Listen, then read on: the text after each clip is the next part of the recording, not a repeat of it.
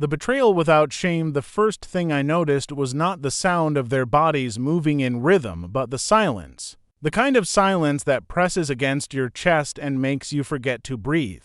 My own apartment, my own bedroom, yet it suddenly felt foreign, like I was trespassing in someone else's life. And there she was, my wife, Anna, tangled in the sheets with another man. Not just a stranger, but someone I knew.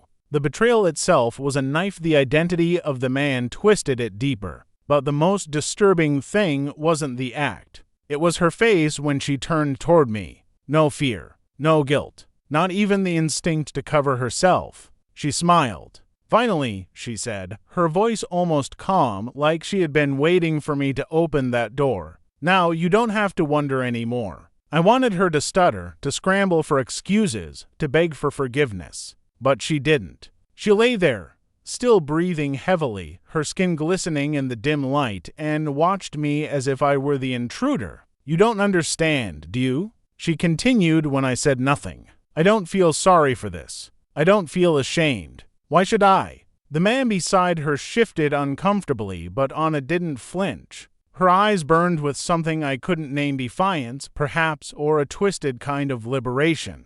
I realized then that this was no mistake. It wasn't a drunken accident or a lapse of judgment. It was intentional, a choice, and she wanted me to see it. The more I stood there, frozen, the more I understood that shame was absent, not because she had lost it, but because she had never carried it to begin with. Every moment of our marriage, every vow, every promise, it had all meant something entirely different to her than it did to me. The room reeked of betrayal, but she made it clear. She was not the one suffocating in it. I was. Anna didn't even sit up. She stayed there, stretched against the sheets as though the bed belonged to her alone, her body language daring me to say something.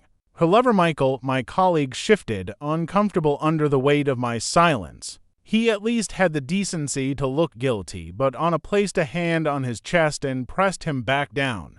"Don't," she whispered to him. "This isn't about you." Her calmness made my throat dry. My whole body trembled with rage, but I couldn't form words. She noticed. She always noticed. "You thought marriage was about loyalty," Anna said, her voice smooth, almost gentle. "But loyalty without desire is just a prison. Do you know how long I've been trapped?" I finally snapped. "Trapped? I gave you everything. This house, my time, my love. Your version of love," she interrupted sharply, her smile twisting into something cold, safe, predictable, comfortable. "Do you know what comfort feels like after 5 years? Like suffocation."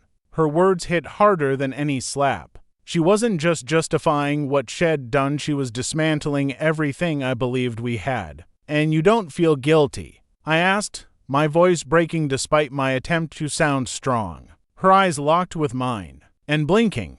"No, I don't feel shame, and I don't feel guilt. Why should I apologize for wanting more than the dull routine you wrapped me in? I chose this. I wanted this. And now you've seen it with your own eyes, so maybe you'll finally understand. I'm not yours to own." Michael tried to sit up again, muttering, "Anna, maybe we should." She cut him off with a glare that made even him shrink back. She was in control, completely, even in the middle of her betrayal. That terrified me more than the act itself. I backed toward the doorway, but she kept talking, her words chasing me. "You think you caught me," she said, almost laughing. "But that's the funny part, you didn't. I let you? I left the door unlocked. I didn't stop when I heard your car. I wanted you to see. Because the truth is, I've been waiting for this moment." My chest tightened.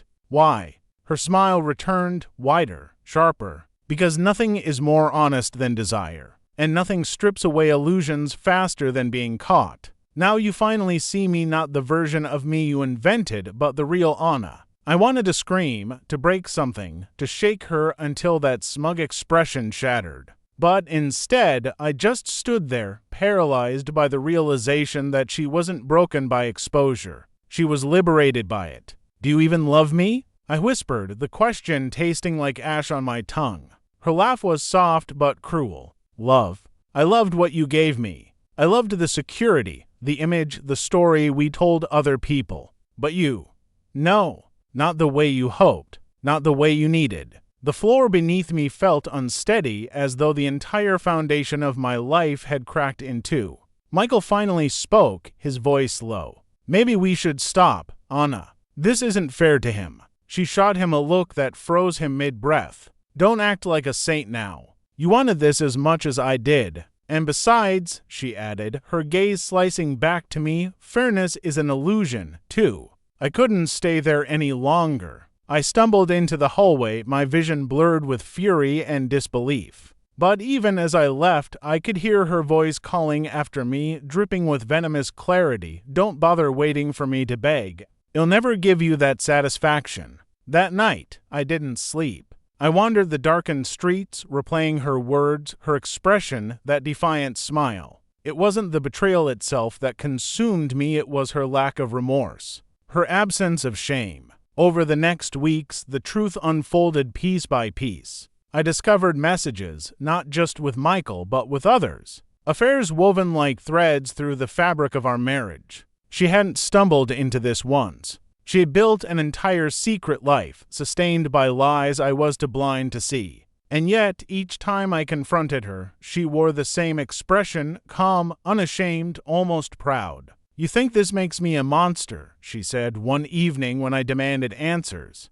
But maybe it makes me free. I refuse to carry chains of guilt just to protect your pride. You don't know my body, my choices, or my happiness. If that terrifies you, then maybe you were never strong enough for me. Her words cut deeper than the betrayal itself, because for the first time I wondered if she was right. She had betrayed me, but she had also revealed something I couldn't unsee: the raw, unapologetic hunger of a woman who refused to conform, who valued desire over duty, who believed shame was nothing but a leash society used to tame people. And I realized that the woman I thought I loved had never truly existed. What stood before me now was someone else entirely, Anna, unchained, unrepentant, and terrifyingly real.